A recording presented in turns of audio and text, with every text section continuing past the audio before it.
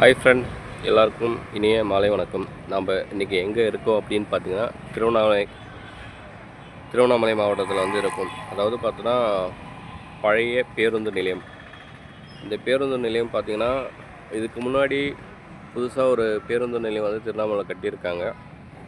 But அங்கே கொஞ்சம் bus ஸ்டாப்ஸ்லாம் ரூட்டிங்கெல்லாம் மாற்றிருந்தாங்க. இப்போ சில ரூட்டிங் மட்டும் மாற்றாமல் பழைய பஸ் ஸ்டாப்லேயே வந்து ரன்னிங்கில் இருந்துச்சு.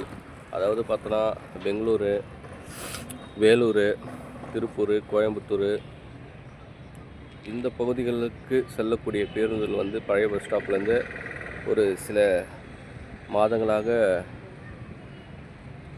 இயக்கட்டியிருந்தாங்க. பஸ்ஸு நிர்வாகம், பேருந்து நிர்வாகம் வந்து செயல்படுத்திட்டு இருந்தாங்க. இப்போது பார்த்திங்கன்னா பழைய பஸ் ஸ்டாப்லேருந்து எந்த ஒரு பஸ்ஸும் இழுக்கப்படவில்லை.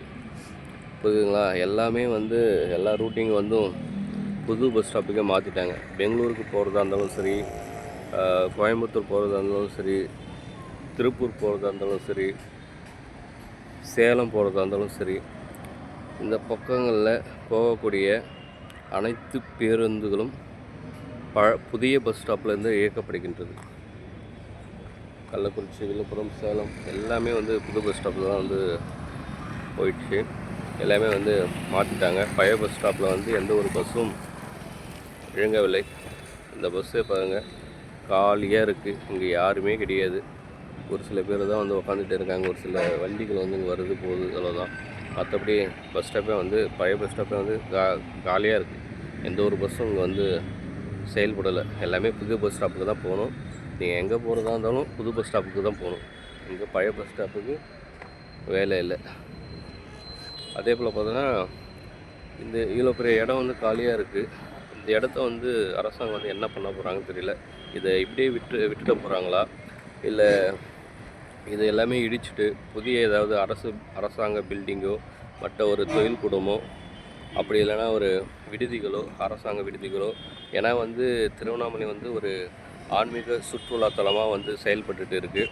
ஒரு வேளை இங்கே வந்து சில அரசாங்கம் வந்து இதை எடுத்து இது எல்லாமே இடிச்சுட்டு விடுதிகள் கட்டி மக்களுக்கு வந்து பயன்படுத்த போகிறாங்களா, இல்லை வந்து இதை வந்து தனியார் இடம் வந்து ஏதாவது ஒரு பில்டிங் கட்டி அவங்கக்கிட்ட ஒப்படைக்க போகிறாங்களா, எப்படி என்ன பண்ண போகிறாங்க இந்த இடத்த அப்படின்னு தெரியல. இல்லை ஏதாவது அலுவலகங்கள், ஆஃபீஸ் வந்து கட்ட போகிறாங்களா அப்படின்றதும் வந்து தெரியல. ஓகேங்களா? இந்த இடத்த வந்து அரசாங்க கவர்மெண்ட் என்ன பண்ணுவாங்கன்னு தெரியல. இல்லை இதை அப்படியே விட்டுடுவாங்களா என்னன்னு தெரியல. ஏன்னா இது வந்து திருவண்ணாமலை ஒரு ஆன்மீக சுற்றுலாத்தலம். இங்கே வந்து இந்த இடத்த இடிச்சிட்டு வேறு ஏதாவது விஷயங்கள் பில்டிங் கட்ட போகிறாங்களா என்னன்னு தெரியல. நம்ம பொறுத்திருந்து பார்ப்போம். பல்வேறு நிலையங்களிலிருந்து பல்வேறு பயணங்களில் மக்களை வந்து கொண்டு வந்து சேர்த்த இடம் இன்றைக்கி பார்த்தோன்னா காலியாக இருக்குது. ஓகேங்களா? ஓகேங்க, பாய்.